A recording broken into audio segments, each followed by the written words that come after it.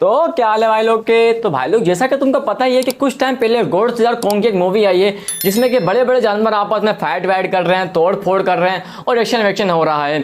पर MonsterVerse movie के director और प्रोड्यूसर को पता ही नहीं कि इंडिया में कुछ जालिम लोगों ने इनसे थोड़ा सा इंस्पायर होकर इनके कैरेक्टर को पूरा का पूरा कॉपी मार लिया है। वैसे तो कॉपी करने में चाइना नंबर 1 है और कॉपी के मामले में दूसरे नंबर पर बॉलीवुड और तीसरे नंबर पर इंडियन टीवी सीरियल्स आते हैं जो कि बाहर की फेमस किसी भी चीज़ को अपने सीन में दिखाने के लिए मिनट लगाते हैं।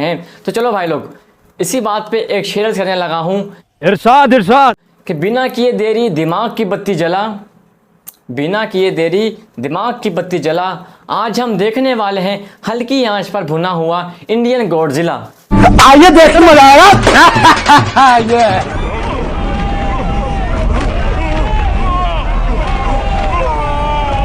तो कहानी शुरू होती है कुछ ऐसे कि एक दिन समंदर के किनारे हाहाकार मच जाता है और समंदर के अंदर से एक बड़ी सी चीज़ बाहर निकल कर आती है और समंदर के किनारे सैर कर रहे लोगों को अपने पैरों तले कुचल जाती है।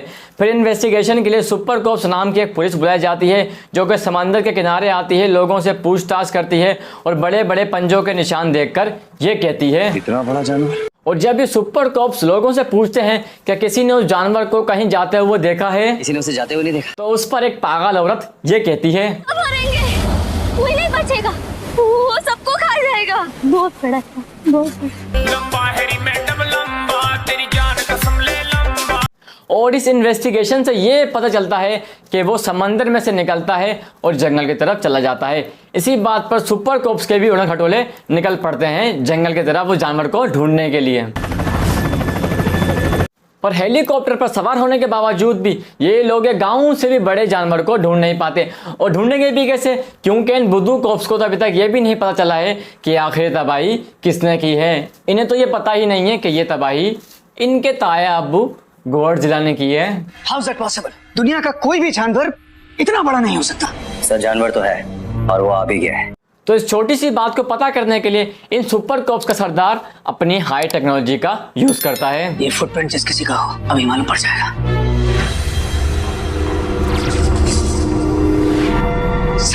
वाह, इनके लिए तो तालियां होनी चाहिए। इन्होंने बड़ी चालाकी से गॉडजिला की जनरेशन को तो कॉपी कर लिया और उसका नाम बदलकर ज़राका धर दिया। वाह।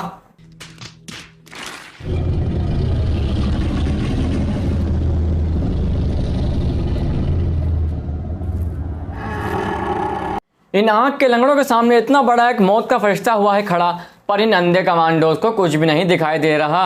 अबे सामने क्या देख रहे हो, अपनी निगाहों को थोड़ा ऊपर तो घुमाओ, देखो तुम्हारे सामने कौन खड़ा है। लेकिन ये लोग टुकुर टुकुर सामने देखते रहते हैं और जब ये अपनी निगाहों को ऊपर घुमाते हैं तब तक बहुत देर हो चुकी होती है।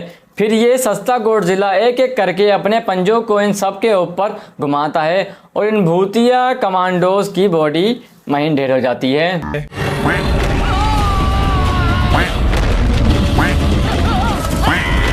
अभी तक आपने इतनी कहानी तो देख ली, पर आपके मन में एक सवाल आ रहा होगा कि अचानक से दुनिया में ये ज़राका नाम का जानवर आखिर आया कहाँ से। तो मैं आपको बता दूं कि ये आया नहीं बल्कि लाया गया है, के बनाया गया है। और इसको बनाने वाला है एक सरफराज साइंटिस्ट जिसका नाम है डॉक्टर बोल्ट। डॉक्टर बोल्ट इसने करोड़ों साल पहले पाए जाने वाले डायनासोर के डीएनए को इंजेक्शन में भर के एक बंदे की बॉडी में दिया डाल और उसकी 6 फुट की बॉडी को 1000 फुट की बॉडी में बदल दिया। फिर डॉक्टर बोल्ट के बारे में खबर मिलती है सुपर कॉप्स को, जो कि पहली फुर्सत में ही गाड़ी करके पहुंच जाते हैं डॉक्टर बोल्ट की लैब में, जहां पर इनको डॉक्टर बोल्ट तो नहीं मिलता पर कुर्सी पर बंधी हुई एक लड़की मिलती है, जिससे पूछताछ के दौरान ये पता चलता है कि ये लड़की डॉक्टर बोल्ट की टीम में थी, जिसमें 2 और बंदे भी थे। और डॉक्टर बोल्ट एक साइंटिस्ट थे जो कि पिछले 35 साल से ज़राका की खोज कर रहे थे। और इसी खोज में ये लोग एक दिन पहुंच जाते हैं एक काली अंधेरी गुफा में और फाइनली उस दिन इनको यहाँ पर मिल जाती है 2000 साल पुरानी प्रिजर्व्ड की हुई ज़राका की आँख। मैं और 2 साइंटिस्ट सूरज और वरुण उनसे मिले थे। फाइनली हमें रिसर्च के दौरान एक मैप मिला। ये उस जगह का मैप था जहाँ पर लोग 2000 साल पहले ज़राका की आंख की पूजा करते थे। हाँ जी। भाई साहब ये कौन सी दुनिया में जी रहे हैं। इन्हें कोई बताए कि 2000 साल पहले इस दुनिया में डायनासोर नाम की कोई भी चीज़ नहीं थी। लगभग 6 करोड़ साल पहले ही दुनिया के सारे डायनासोर निपट लिए थे। खैर फिर ये डॉक्टर इस आँख में से जराका के डीएनए को निकाल लेता है और अपने हाई सिक्योरिटी वाले लॉकर में छुपा कर रख देता है। लेकिन अभी तो इस कहानी में एक और ट्विस्ट था जो कि इस लड़की को भी नहीं पता था। डॉक्टर बोल्ट ने जो चोरी छुपे इस डीएनए से जराका को जन्म दे दिया था, लेकिन इसके लिए डॉक्टर बोल्ट ने जिस बंदे का इस्तेमाल किया था वो इनकी टीम का बंदा था। उस बंदे का नाम था सूरज और वो बंदा इस लड़की का बंदा था। लेकिन इस बात के बारे में इस लड़की को बिल्कुल भी कुछ नहीं पता, क्योंकि डॉक्टर बोल्ट ने यह काम चोरी छुपे किया था और इस बंदे के साथ ज़बरदस्ती किया था।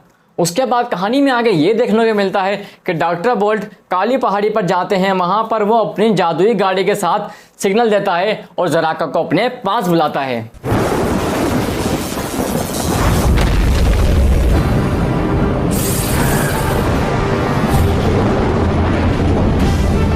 अब आप सोचेंगे कि इसके बुलाने पर आखिर ये जराका आ किसे गया, तो आपको मैं बता दूं कि इस डॉक्टर ने इसकी गर्दन के आसपास लगा रखी है एक मैग्नेटिक बेल्ट, जिसको जब भी ये सिग्नल के जरिए देगा करंट तो जराका को लगेगा 440 वोल्ट का झटका और ये डॉक्टर की सारी बातें मानने लग जाएगा तुरंत। वाह बताओ, इतने बड़े जराका की क्या ही इज्जत रह गई। कुत्ते की जैसे इसके गले में पट्टा पहना दिया गया है और जब जब ये डॉक्टर उसको झटका देगा तो ये आगे से ये बोलेगा जो हुकुम मेरे।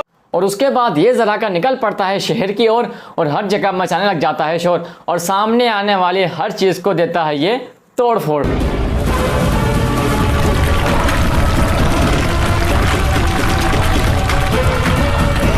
फिर इसका ये तांडव देखकर ये लोग उस लोकेशन पर पहुंच जाते हैं सुपर कॉप्स। लेकिन इतने बड़े दानव से लड़ने के लिए ना तो ये टैंक लाते हैं, ना मिसाइल लाते हैं और ना ही तोप का गोला। इन्होंने सोचा हम अपनी पिद्दी सी बंदूक से पूरे शहर में अपनी ताकत का जमा देंगे रोला। इनकी बंदूक की गोलियों से जराका को कोई फर्क नहीं पड़ा, लेकिन जैसे मक्खी मच्छर वाली जगहों से हम लोग भाग जाते हैं ऐसे ही जराका भी इनकी गोलियों से डिस्टर्ब होकर वहां से कल्टी हो जाता है। उसके बाद सुपर कॉप्स की जराका के साथ मुलाकात होती है अंधेरी रात में, जहां पर ये फिर से मोटी चमड़े वाले दानव को छोटी छोटी बंदूकों से मारने की नाकाम कोशिश करते हैं। लेकिन इस बार ये अपने साथ एक साइंटिफिक गाड़ी लेकर आते हैं जिसमें से तेज आवाजें निकलती हैं और ये इन तेज आवाजों से जराका को रोकने की कोशिश करते हैं, पर जराका पर इन आवाजों का घंटा कोई फर्क नहीं पड़ता। सिचुएशन को संभालता हुआ ना देखकर फिर एंट्री मारती है ये बंदी, जो कि इनडायरेक्ट तरीके से होती है जराका की बंदी। तो बंदी होने के नाते ये बंदी दिखाती है अपना टैलेंट और करती है जराका को रोकने की कोशिश। तुम हो तो गाता है दिल नहीं तो गीत कहा तुम हो तो। भाई मुझे तो यकीन ही नहीं हो रहा है कि मैं ये क्या देख रहा हूँ और क्या सुन रहा हूँ। मतलब लिटरली यार, लिटरली ये बंदी जराका को रोकने के लिए गाना गा रही है।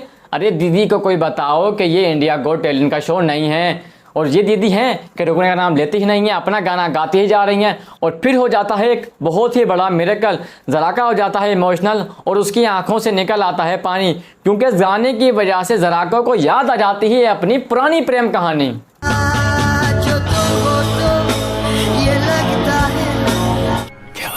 इसकी यादें हो जाती हैं ताज़ा और मन ही मन में तबाही ना करने का वादा ये इस गाड़ी को जाता है चबा और दे देता है अपने आप को मौत की सजा।